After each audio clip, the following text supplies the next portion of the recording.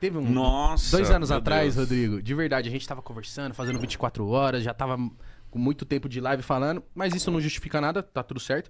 E eu tava lendo... Eu sou um cara que, como eu te disse offline, meu pai era um... Tipo, antes de dormir, ele fazia obrigatoriamente, assim, ler uma passagem da Bíblia.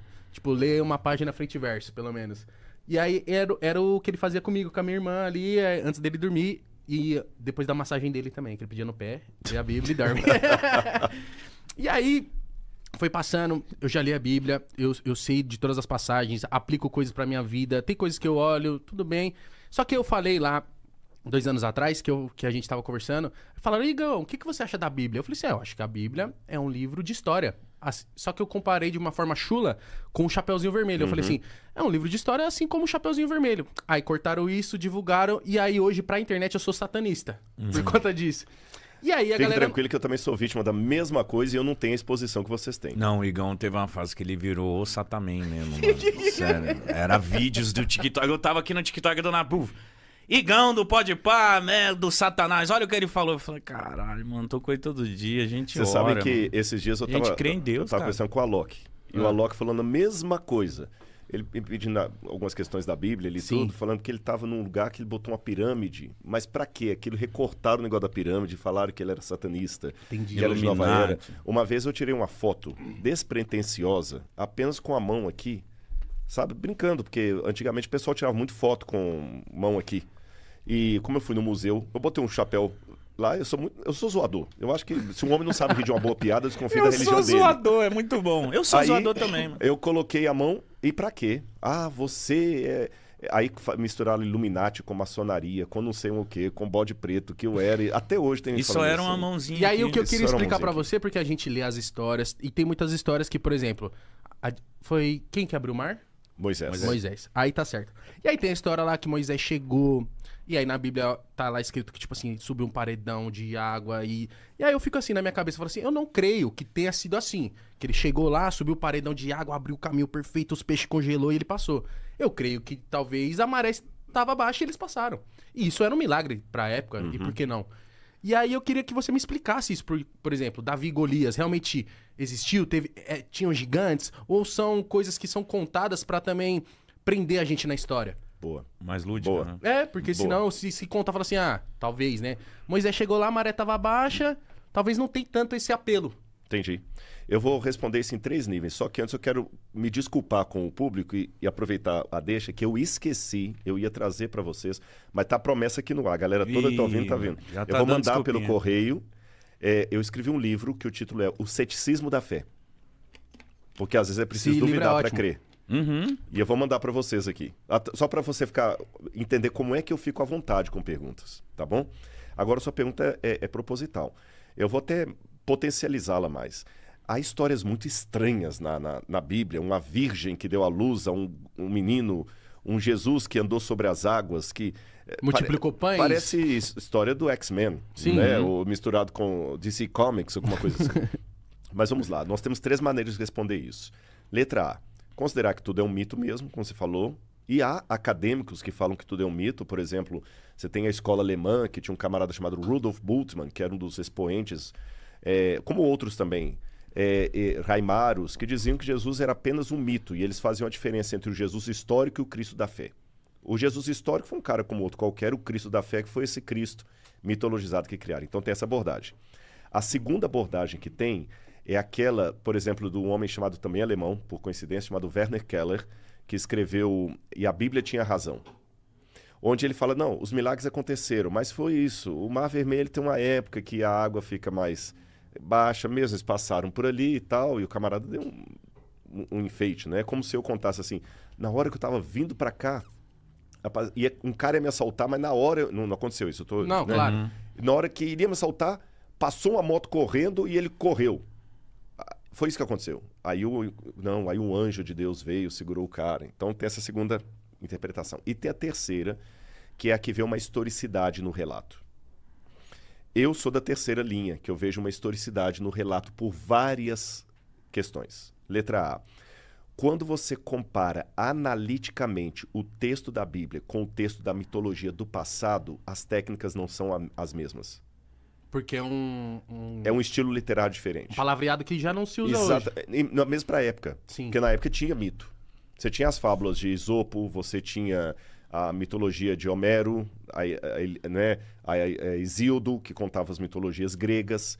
E o jeito, também tem as mitologias mesopotâmicas. O modo como a Bíblia está escrito definitivamente não é uma característica de mito. Eu vou dar um exemplo para a galera entender. Lembra do Jô Soares? Lembro. Eu fui 3 vezes ao Jô Soares. Que legal, cara. 3 vezes na época. O Jô Soares não é um podcast. Não. Aí, se no futuro alguém falar, não, o Jô Soares era um podcast, alguém que conhece vai falar, não era porque era uma entrevista, o podcast também era, mas o podcast tem essas e essas e essas características que o Jô Soares não tem. Jô Soares tinha pauta, podcast não tem pauta. Jô Soares era controlado o tempo, podcast não é, tinha edição. Então você sabe diferenciar um podcast de um talk show. Porque eu vivi essa época. Você viu essa época. Tá. Hoje, eu como arqueólogo, fazendo uma análise da literatura do passado, eu digo, literatura de mitologia tem características que a Bíblia não tem. Tá. Olhando pra cá parece a mesma coisa, igual alguém do futuro. É tudo entrevista. Não é. Tem diferença. Então essa sua terceira linhagem, você acredita que aconteceu o quê? Vou colocar do Êxodo, por exemplo. Alguma coisa realmente fantástica aconteceu. Eu não acredito na ideia que a água baixinha, porque a Bíblia fala que o exército de Faraó foi afogado depois pelas águas. Sim. Então, se foi água baixinha, como é que essa água baixinha? Aí o milagre fica pior ainda, né? Então, o que acontece? Quando eu saio da Bíblia e vou para a cultura egípcia e eu encontro alguma coisa, encontro. Vou dar alguns exemplos para vocês. Muita gente pensa erroneamente que o faraó do Êxodo era Ramsés. Até o filme da Disney mostra isso. Pode uma passagem da Bíblia meio anacrônica lá. O faraó do Êxodo tem tudo para ser Tutmoses III. E quando o faraó morria, eles desenhavam na tumba dele várias áreas do Amduat. O Amduat é o seguinte, quando você vai para o paraíso, na visão egípcia, você passa por 12 estações na barca solar. Até chegar ao paraíso. Até chegar ao paraíso. Aí você passa por Osíris, primeiro por Anubis, depois pelo deus Tote, pela deusa Maat, até chegar em Osíris e volta. Como se fosse, entre aspas, uma tela de videogame mesmo? Uma tela de videogame, que você vai passando de fase. Isso. Bingo. Aliás, tem até o Stargate, era baseado nos portais. Então, quando você vai na 12ª oração da Amduat, apenas está isso no túmulo de Tutmoses III. Ele pede estranhamente que os deuses protejam a multidão de soldados que morreu afogada por seguir a sua carne e não teve condição de ser sepultada. O Nilo não dava inundação para matar afogado uma multidão inteira. No Egito, no delta do Nilo, não chove. Até hoje. E você tem, inclusive, os desenhos lá da água com os cadáveres todos lá. Sério? No desenho na parede. Ele está testemunhando que um exército morreu afogado. Outra coisa curiosa. Quando a tumba de Tutmoses foi encontrada, Victor Loré, que era o arqueólogo que encontrou, viu que o túmulo estava intacto. Só que quando abriram o caixão, o sarcófago, a múmia que está sepultada no lugar de Tutmoses III era um rapaz de 20 anos, aproximadamente. E o faraó morreu com 50 e poucos anos. Vixe. Então, por alguma razão, os egípcios mumificaram um outro corpo no lugar do faraó. Por quê? Explicou Você isso? sabe? A Bíblia fala que o faraó morreu nas águas do mar com seu exército. Ah, e eles não Então, eles queriam não tiveram- dar o braço a torcer. Exatamente, não tiveram nenhum corpo para recolher de lá. Entendi. Você tem o papiro de Pulver, que está hoje no Museu de Leiden, na Holanda, também escrito, nada de Bíblia, eu estou contando coisas da arqueologia, da egiptologia. E nesse papiro de Pulver, o escriba pede aos deuses proteção e pergunta por que as pragas estão caindo sobre o Egito. E ele menciona algumas pragas, e ele fala, por que o Nilo se tornou em sangue? Por quê? Não, ele questiona de maneira retórica. Ah, tá. É como falar assim, pô, que sacanagem, cara, por que Por que fizeram isso Por que comigo? aconteceu fizeram isso isso? comigo? Por que o Nilo se tornou em sangue? Por que os filhos dos nobres estão morrendo de maneira inesperada? Por que os animais estão ficando no canto? Por que a escuridão, ou seja, várias das pragas mencionadas no Êxodo estão ali? Então, fazendo uma correlação, eu tenho um testemunho fora da Bíblia do que o que a Bíblia falou é verdade. E contado por inimigos da Bíblia. Tá certo? E o último elemento que eu coloco agora de ordem mais filosófica, para que um milagre extraordinário aconteça, basta uma coisa, que Deus exista.